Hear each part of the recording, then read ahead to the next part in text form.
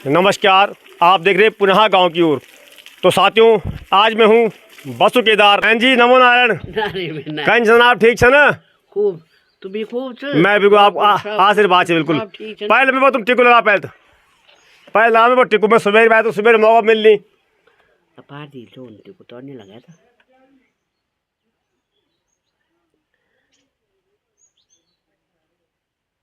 इदम रुद्राय इदम नमः। परम पूज्य गुरुदेव परम वंदनीय माता जी के लिए एक आहुति समर्पित करेंगे। ओम प्रकल्पकाय विद्महे महाकालाय धीमहि तन्नो प्रचोदयात् स्वाहा। इदम महाकालाय इदम नमः। ओम सदाय विद्महे महाशक्त्यै च धीमहि तन्नो भगवती प्रचोदयात् स्वाहा। इदम महाशक्ति इदम नमः। संयुक्त रूप से एक आहुति नवग्रहों की समर्पित करेंगे। हम सभी का स्वास्थ्य उत्तम रहे, नवग्रहों की दृष्टि सभी के ऊपर शुभ रहे, इस भावना से एक आहुति संयुक्त रूप से नवग्रहों की। ओम ब्रह्मा मुरारे शति पंतुकारी भानु शशि भूमि सुतो बुधस्य गुरुश्च शुक्ला शनि राहु केतुः सर्वे ग्रह शांतिका भवन्तु स्वाहा। इदम नवग्रहे इदम नमः। सभी लोग प्रणाम करके पीछे हटेंगे जल्दी से और बाकी लोग आगे आएंगे। सब लोग जो कि रुद्रप्रयाग जिले में पड़ता है। और यहाँ पर आप हमारे ठीक बाईं तरफ देख पा रहे होंगे, पीछे बसु केदार जी का मंदिर है। एक बहुत पौराणिक मंदिर, जहाँ के लोग दूर दूर से आते हैं। और बताया जा रहा है कि यहाँ पे लोग जो है मौन साधना के लिए अधिकतर आया करते हैं। उससे पहले मैं प्रवेश द्वार के ठीक सामने दिखाना चाहूँगा आपको पानी का धारा मीन्स यहाँ से जो है अविरल धारा बह रही है। और यहाँ पे मैं दिखा तो आपको सकता हूँ, लेकिन जो ध्वनि मैं यहाँ महसूस कर रहा हूँ वो शायद आप तक न पहुँचे। फिर भी मैं एक बार सुनाने का प्रयास करूँ। गुड़ गुड़ गुड़ गुड़। थोड़ा कैमरामैन साहब जरा थोड़ा मुझे पकड़ाएं इधर इसको। अब मैं आपको सुनाना चाहूँगा, ज़रा सा आप प्रयास करें ज़रा सुनने का इस आवाज़ को।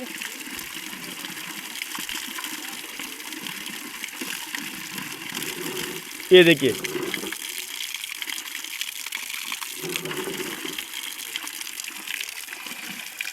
पकड़ा भाई। अब मैं आवाज़ करा। अब मैं तो चलिए, अब मैं चलता हूँ मंदिर प्रांगण के अंदर और कुछ अहम जानकारियाँ लेकर आप तक पहुँचाना चाहूँगा कि आखिर क्या कुछ खास है इस मंदिर के विषय पर। तो आइए चलते हैं मंदिर की तरफ। हर हर महादेव। जय हो प्रभु। पढ़िए। नमस्कार। हरिओम। कैसे हैं आप? बस सब आनंद है। आज भगवान की कृपा से बसु केदार आने का मौका मिला और यहाँ का जो दृश्य है बहुत सुंदर लगा। और ये जो मंदिर है काफ़ी पौराणिक लग रहा है। तो पंडित जी क्या कुछ कहना चाहेंगे इस पर आप? सबसे पहले तो आप जिस यात्रा के माध्यम से यहाँ आए हैं उन सभी का धन्यवाद, उन सभी को साधुवाद। आप गायत्री परिवार की ओर से एक पद यात्रा और जन चेतना यात्रा के माध्यम से हमारे इस पवित्र स्थान पर पहुँचे हैं। अभी जहाँ पर आप खड़े हैं इस शिवालय का नाम है वसु केदार। पौराणिक मान्यताओं अनुसार अष्टवसुओं की भूमि भी इसे कहा जाता है। और शास्त्रीय विधि से देखा जाए तो पुराणों में विभिन्न स्थानों पर आया है कि भगवान शंकर के तपस्वी जो भी ऋषि मुनि थे वो हिमालय में तपस्या करते थे, तो उनको बहुत सारी समस्याएं उत्पन्न होती थी। इस क्षेत्र जो यहाँ से लेकर के जो पूरा केदार खंड है जी, इस केदार खंड में उनको जब समस्याएं उत्पन्न हुई, बहुत सारी बाधाएं उत्पन्न हुई, तो भगवान शंकर ने ऐसा पुराणों में कहीं कहीं कथन है कि कहा कि केदारयामी, मैं किसका संहार करूं कि आपकी तपस्या चलती रहे। इस कारण भी इस पूरी भूमि का नाम केदार खंड है। और दूसरी दृष्टि से देखा जाए तो केदार भूमि कहते हैं जो दलदली भूमि होती है। अच्छा। इस कारण भी इस भूमि का नाम केदार पड़ा है, केदार कहा जाता है। और स्कंद पुराण के केदार खंड में इस भूभाग का अच्छा वर्णन है। इस विषय पर वेद व्यास जी ने लिखा हुआ है कि यह किस प्रकार से स्थापित हुआ है यह मंदिर, या इस स्थान की महत्ता क्या है। और कहीं कहीं ये भी सुनने या देखने में आया है जी कि आचार्य शंकर जब केदार की ओर यात्रा कर रहे थे दिग्विजय के पश्चात, तो वो इसी मार्ग से होते हुए, या पांडवों के विषय में भी कहा जाता है, किंवदंतियाँ तो बहुत सारी हैं इस प्रांगण के लिए, परंतु प्रामाणिकता केदार खंड में मिलती है कि केदार खंड में इस स्थान का पूरा वर्णन है। बाकी ये बसुकेदार शिवालय जनपद रुद्रप्रयाग में पड़ता है, तहसील बसुकेदार है। और यहाँ विशेष माघ में, श्रावण में भक्तों की जो संख्या है वो इतनी अधिक हो जाती है कि लगभग लाइनें लग जाती हैं और शाम तक भी कई बार नंबर आते हैं कि जल आदि चढ़ाना है। और ठीक सामने मड़ी है जिसको कि 14 मड़ी कहा जाता है, नागा साधुओं की मड़ी है। हाँ, ये ठीक पेड़ के पीछे है। अच्छा। तो यहाँ पूर्व में दयाल गिरी जी रहे हैं, पूर्व में जो यहाँ के श्री महंत रहे। मैं उनके पश्चात उनके शिष्य हुए पंचम गिरी जी महाराज, जो अभी ब्रह्मलीन हो गए हैं। 2007 में उनका देहावसान हुआ, ब्रह्मलीन हुए वो। अभी उन्हीं के शिष्य हैं यहाँ पर, उन्हीं की शिष्य हैं तारागिरी जी, वो अभी ये सब का संचालन कर रही हैं। और गढ़वाल के श्री महंत स्वामी शिवानंद जी की गिरी, जो शिवानंद गिरी जी हैं कोटेश्वर के महंत जी, उन्हीं की देख रेख में ये सारा चल रहा है।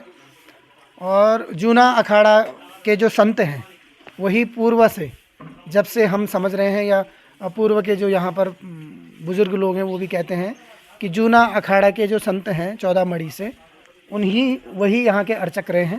पंडित जी, अभी कोई कह रहा था कि यहाँ पे लोग ना बड़े दूर दूर से आते हैं, साधना करते हैं, मौन साधना करते हैं, कोई जैसे बांसुरी वादन हुआ, कुछ ऐसा कुछ खास महत्व यहाँ का बताया जाता है, क्या कुछ है वो? विशेष महत्व यहाँ पर पूर्व से तो जितना हम देख रहे हैं, बाल्यकाल से, मेरा ननिहाल भी यही है, तो हम देखते हैं कि पुत्र प्राप्ति के लिए विशेष यहाँ पर लोग आते हैं।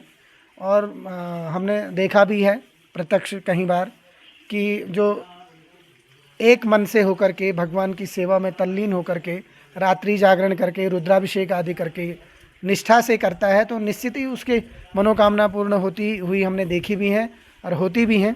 भगवान का नाम आशुतोष भी है, शीघ्र ही तुषित हो जाते हैं, शीघ्र ही संतुष्ट होने वाले भगवान हैं। तो जो इच्छा से, जो मन से भगवान की सेवा करता है, अभिषेक करता है, निश्चित ही उसकी मनोकामना। ये मंदिर लगभग कितना पुराना होगा? वैसे तो 5वीं शताब्दी से पूर्व का मंदिर होना चाहिए, क्योंकि कत्यूरी शैली में बना हुआ मंदिर है, तो निश्चित ही कत्यूरी राजाओं ने ही इसका जीर्णोद्धार किया है। और अभी वर्तमान में भारतीय पुरातत्व विभाग के द्वारा मंदिर का संरक्षण हुआ है। ये जो आपको दिख रहा है, सारे मंदिर तिरछे हो गए थे, नीचे से लेकर के यहाँ तक पूरा इसका संरक्षण किया गया है। और अभी भी वो आते रहते हैं, देखते रहते हैं।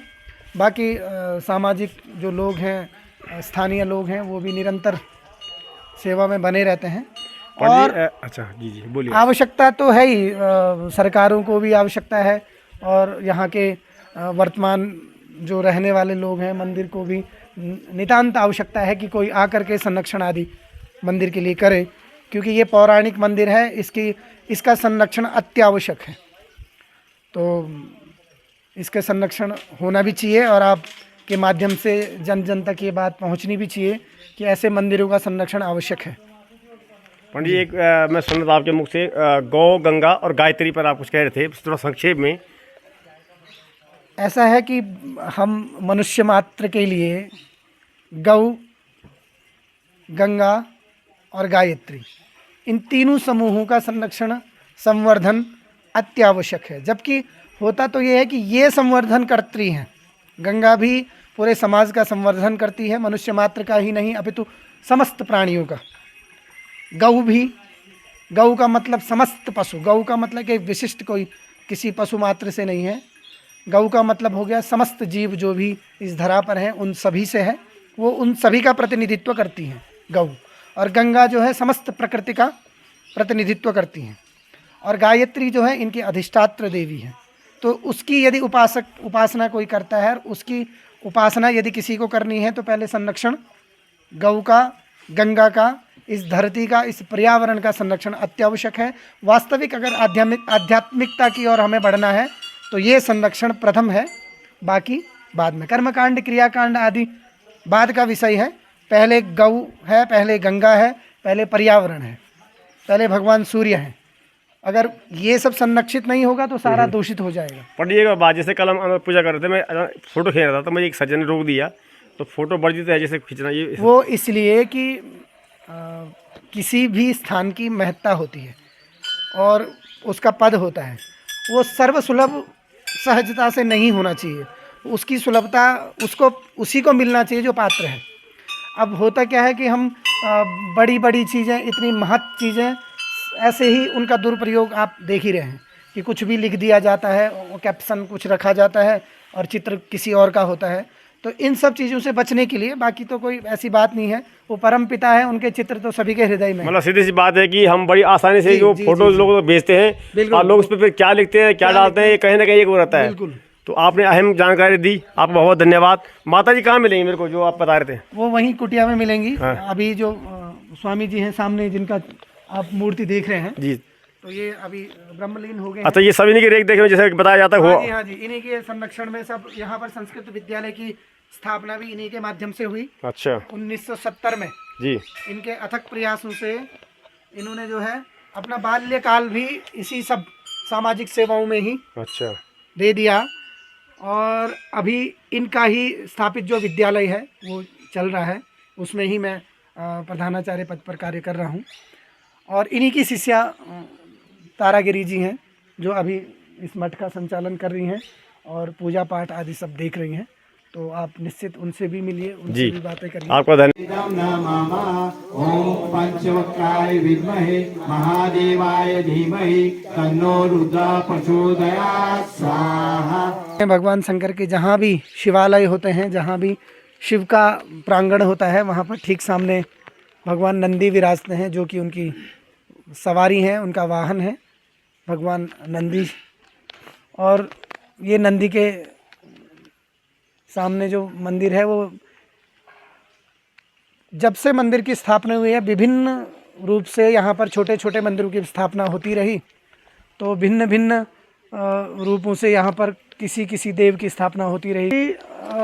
हमारे जब से हम हैं तब से तो है ही, पूर्व के जो यहाँ पर पूर्वज जो हैं यहाँ पर कुछ बुजुर्ग लोग, उनसे भी हमने बात की। तो लगभग 150 से 200 साल पुराना वृक्ष तो है ही।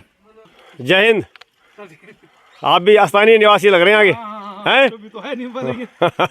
बन गए ना? हाँ सर। बढ़िया बढ़िया। आपका शुभ नाम? मेरा मनोज सिंह, श्री मनोज सिंह भंडारी। भंडारी है? ठीक है भंडारी।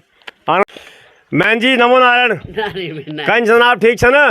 खूब, तू भी खूब छ। मैं बिल्कुल आप आशीर्वाद से बिल्कुल। सब ठीक है। पहले मैं तुम टिकू लगा, पहले लगा मैं टिकू में सुबह तो सुबह मौका मिलनी। अपार दी लोन टिकू तोड़ने लगा था।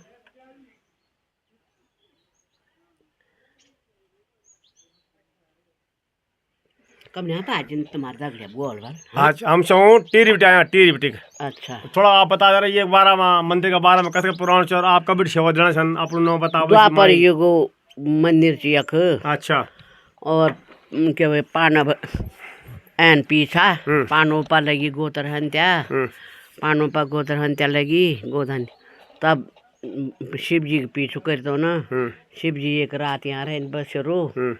तब यहाँ बिटन फिर पाना ये खे ना। और तब यो बिटन गुबत काश दे ना। तब तो ये एक दिन गुबत बास वहाँ ली है, गुबत काशी। तब तक बिटन फिर पन्नो तक गए ना। अच्छा। फिर आज तब केदार गोरी कुंड जैन गोरा मैमू। एक रात हम गोरी कुंड रहे हैं भगवान शिव जी। और तब जैन केदार। और तो उन केदार की फिर केदार को बानु पर सु अपने सु काटी तो झाड़ी काटी फिर केदारे पहुँच न। और भगवान ये शिव जी ने महेश रूप धरी। अच्छा। बागी बनी क्या महेश भैंस तब से रूप धरे। और तो भैंस रूप धरी तो महेश रूप धरी तो शिव जी ने क्या भाई। अच्छा माता जी इन बताओ आप ये कब बैठी सन? मैं सुन हुएगी ना 53 साल यो। आज यक हो गया ना आप तो और एक देख पहले मानती था ना अब ब्रह्मलीन हो गया अब आप ही देखते हैं मतलब। हाँ गुरु महाराज तो 5 साल हिसाब है ना यक। अच्छा अच्छा अच्छा ज़्यादा भीड़ कब रहने माता जी? ज़्यादा भीड़ कब लग जाए? सोना महीना श्रावण का महीना खूब तांत वक्त बोला अब मान तो कैसे माता जी देखेगी? मान तो क्या दर्शन करना रोट बनाना नो रोट चढ़ाना नो और क्या भाई चलो बढ़िया आप सेवा देने लगे आपको आशीर्वाद मिलने लगे तब शिव जी तब टाट बाट करी के भाई ये न शिव जी ने जो मैं इस रूप धरी तो सुखे तब बोली पनोन ये भीमन भीनन भीम सिंह भीमसन ना के भाई टाट बाट करी। अच्छा अच्छा ये कुछ है ना आपका ये कुछ है ना आपका? अच्छा मत माना चलो ठीक है अम्मा ये अच्छा माई जी तो ये माई जी कुड़िया छा और ये भाई जी को प्रणाम भाई जी को आपको बोला मैं तो रेडी चंपा सिंह भंडारी। अच्छा हम तक मजाक करना खड़ी फोन लगी मैं आपको भी किसी ना मैं गाँव रुद्रप्रयाग से। अच्छा रुद्रप्रयाग पे अरे एक रहना तो कब कब बोले अभी 1-2-3 महीने हुए ना। अच्छा चलो प्रणाम आप मेरू। तो साथियों आप सभी को मेरा सादर नमस्कार। और मैं एक बात कहना चाहता हूँ जैसे कि अभी पंडित जी महाराज ने कहा कि ये सरकारों को इस पर ध्यान देना चाहिए कि यहाँ पे जो पौराणिक मंदिर है इसकी जो है रख रखाव के लिए सरकारों को कहीं ना कहीं आगे आना चाहिए क्योंकि इससे कहीं ना कहीं जो है हमारा जो तीर्थ स्थल है आज जर्जर हालत में जो रास्ते हों या यहाँ पे जो अन्य सुविधाएं हों वो सरकार को चाहिए कि मुहैया करा सकें ताकि जो दूर से लोग यहाँ आते हैं दर्शन करने के लिए उनको सुविधाएं मिल सके। तो जो है आप सभी को जो है पुनः प्रणाम और भगवान की कृपा आप सब पर बनी रहे। जय हिंद जय भारत जय देव उत्तराखंड।